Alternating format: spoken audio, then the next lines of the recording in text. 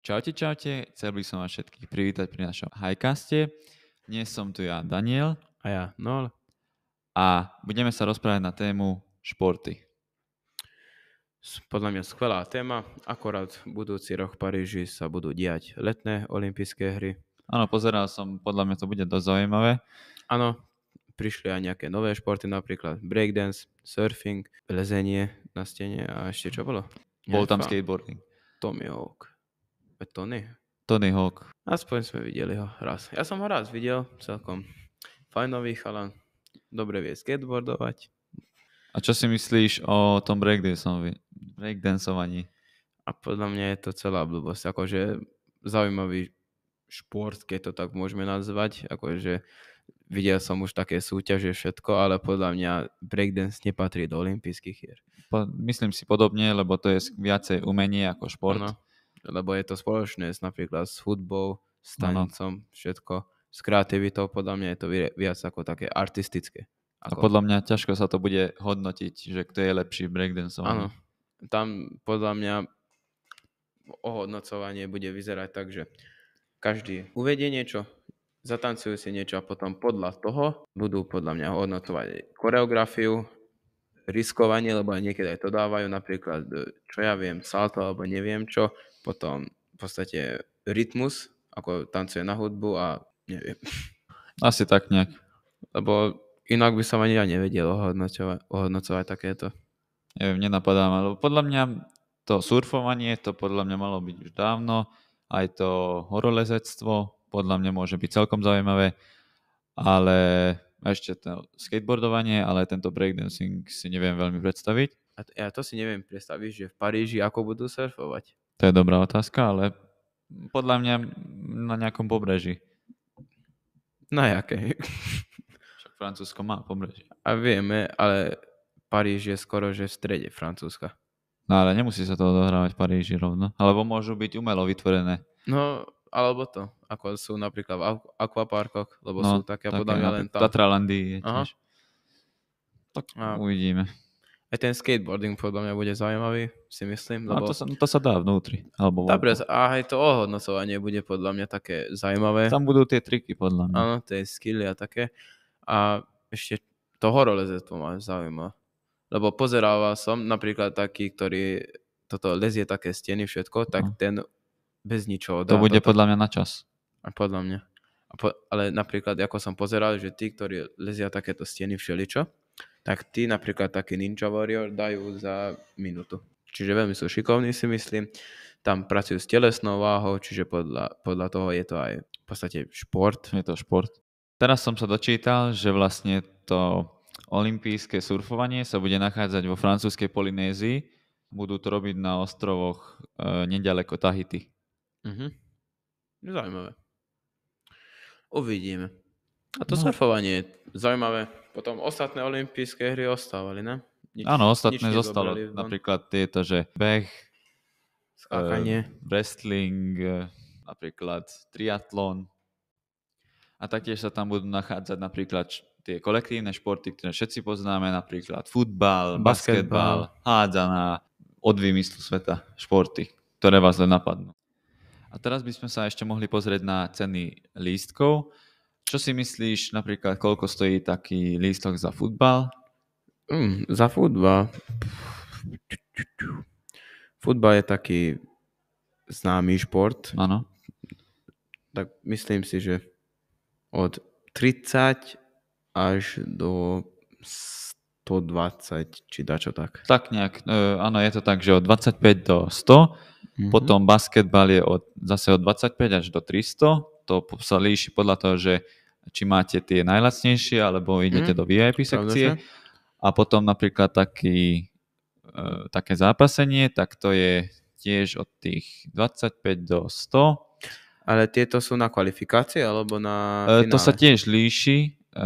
Tiež tie ceny sa líšia. Lebo podľa mňa určite, že do finálov je drahšie. No to sú drahšie, to sú pár eur drahšie. Napríklad tie otváracie ceremónie sú od 90 do 2700 a tie uzatváracie sú od 90 do 1600 eur.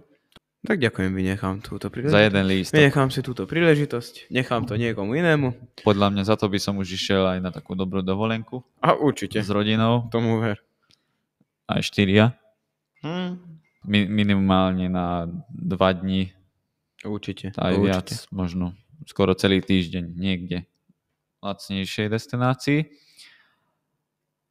A nemáš nejaký nápad, že kde by sa mohli odohrávať po týchto olympijských hrách ďalšie? No tak, aby som navrhoval niekde tuto v okolí, napríklad vo Viedni, v Budapešti. Ty? Podľa mňa súhlasím, lebo bolo by dobré tuto niekde v okolí mať také olympijské hry, že by som tam aj reálne vedel ísť.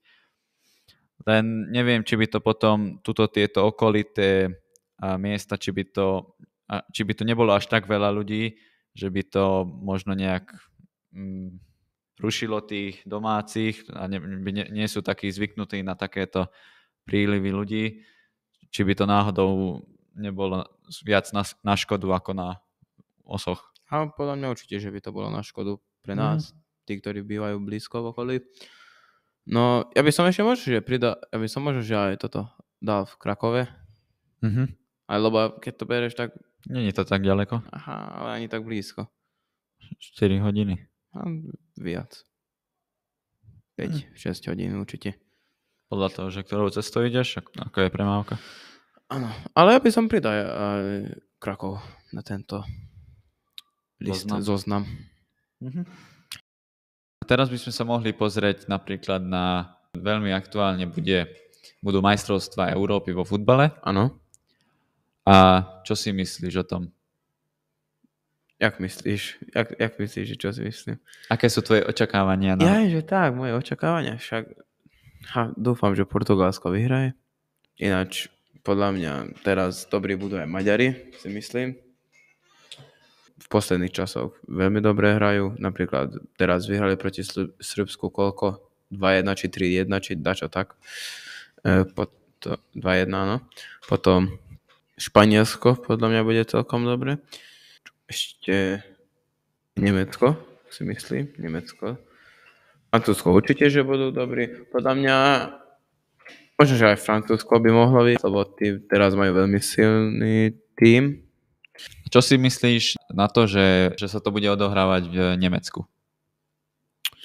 Podľa mňa to je veľmi dobré, lebo Nemecko je blízko Slovenska, tak tým pádom napríklad za lietadlo nemusíš platiť, aj auto môžeš tam ísť, aj s autobusom, s vlakom a tým pádom už máš lacnejšie. Potom stupenky sú taktiež, nie sú také drahé. Určite ubytovanie je oveľa lacnejšie ako v niektorých iných svetových destináciách.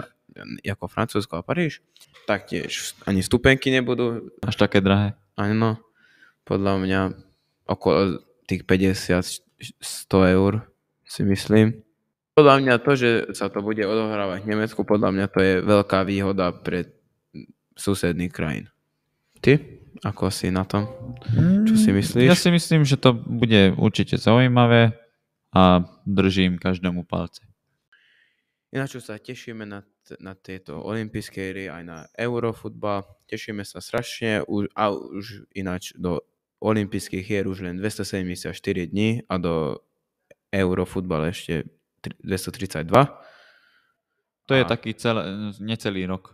A necelý rok. A toto v lete to bude všetko. Budúci rok. To ani nie tak. Keď to tak bereš, tak není to veľa. Nemusíme až tak dlho čakať. A keď už sme pri tom, tak aké športy pozerávaš vo voľnom čase? No napríklad pozerám futbal často, potom tak väčšinou len futbal pozerám, neviem ešte.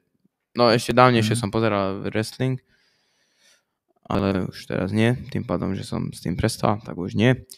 Potom nejaké také veľké basketbalové zápasy, tie sú také podľa mňa celkom dobré, užitočné a ešte také bicyklovanie, Tour de France, také. Ty?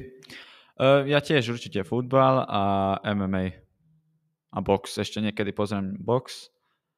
A ja veľmi športy nepozerám, takže toto sú asi jediné športy, ktoré pozerám. Máš nejaký taký špeciálny moment, napríklad z tých športov, čo pozeráš? Tak prvé, čo ma napadne, môže byť napríklad finále majstrovstiev sveta vo futbale. Argentína, Francúzsko. Veľmi dobrý Argentína zápas. vyhrala. Bohužiaľ. Podľa mňa to bolo také, čo sa mi naozaj zarilo v pamäti. Áno. A pre teba? Pre mňa môže byť ešte toto. UEFA Champions League 2000, minulý rok. Real Madrid versus Manchester City. Druhý zápas hrali. V posledných 2 minútach 3 góly. A tak vyhrali zápas a tak postúpili do finále. Aj to bol dobrý zápas. Veľmi dobrý zápas to bol. Fakt som to pozeral. Páčilo sa mi to. Strašne dobrý zápas. Silný zápas. Kreatívny zápas. Ten zápas mal v sebe všetko.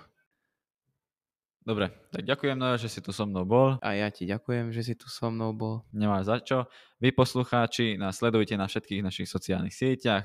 Dajte odber, dajte like a napíšte nejaký pekný koment. A my sa počujeme... A zdieľajte. A my sa počujeme pri ďalšom dielu podcastu. Do budúcna pripravíme nejaké novinky špeciálnych hostí a určite by sme chceli zaradiť aj YouTube Shorts. Takže máte sa na čo tešiť a my sa počujeme pri ďalšom diele Highcastu. Čaute, čaute. Čau, čau.